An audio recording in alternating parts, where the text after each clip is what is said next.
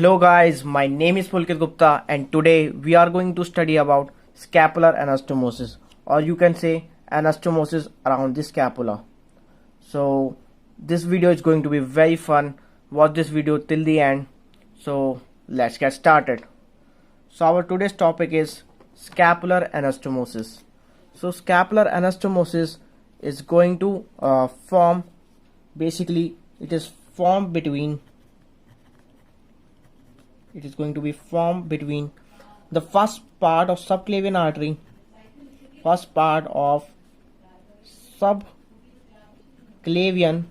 the first part of subclavian artery and from the first part of subclavian artery and the third part of axillary artery,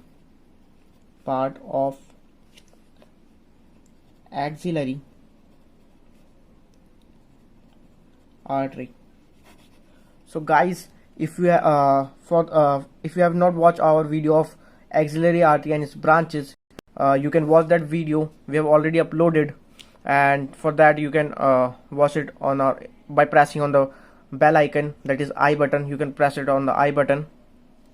So now we're talking about the scapular anastomosis. It is formed by principally by the first part of subclavian artery and the third part of axillary artery, and it is formed at two sites. So this scapular anastomosis is going to form at two sites, basically around the body of scapula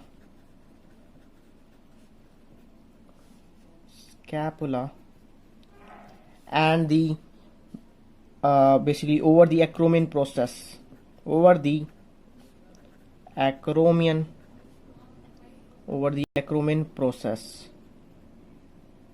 So at these two sites, this scapular anastomosis is going to form. Now through a simple diagram, we will understand how this anastomosis is going to occur.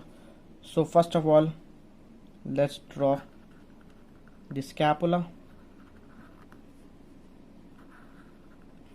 Just a rough diagram. I am trying to make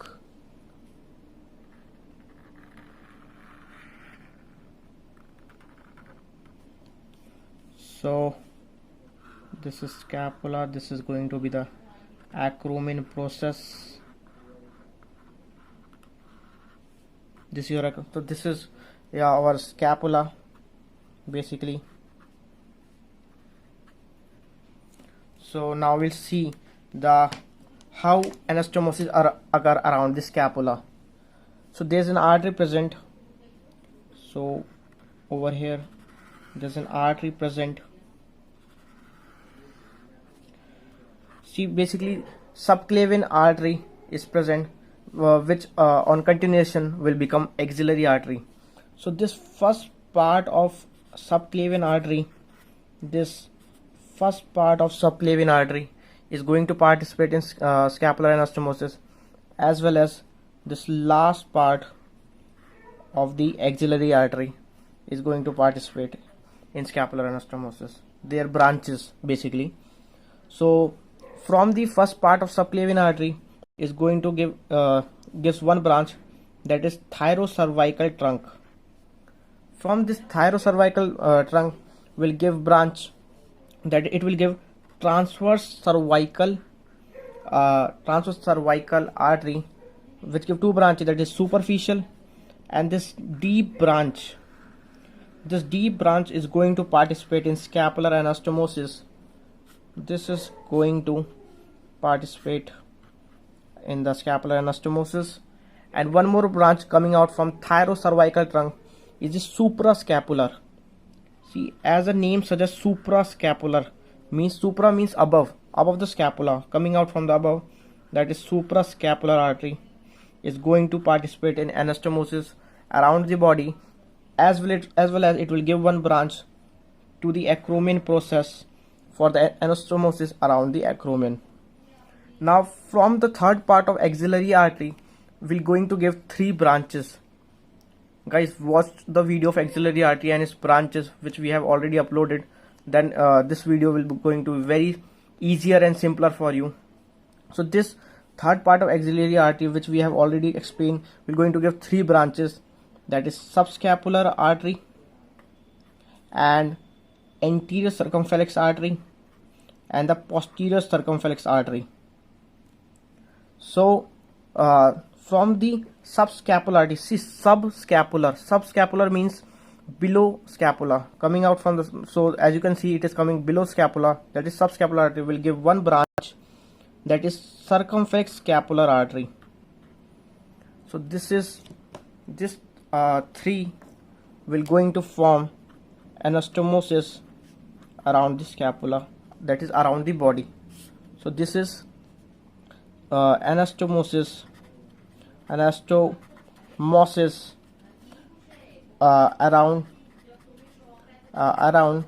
body of scapula,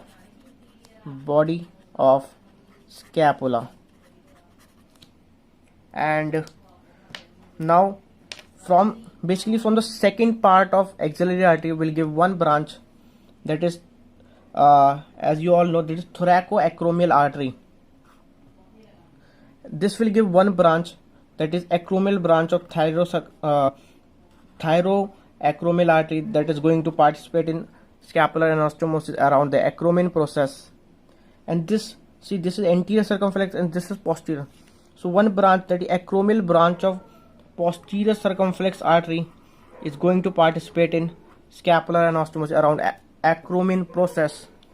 So this is going to be our second anastomosis, that is, so this anastomosis will be over acromion process, acromion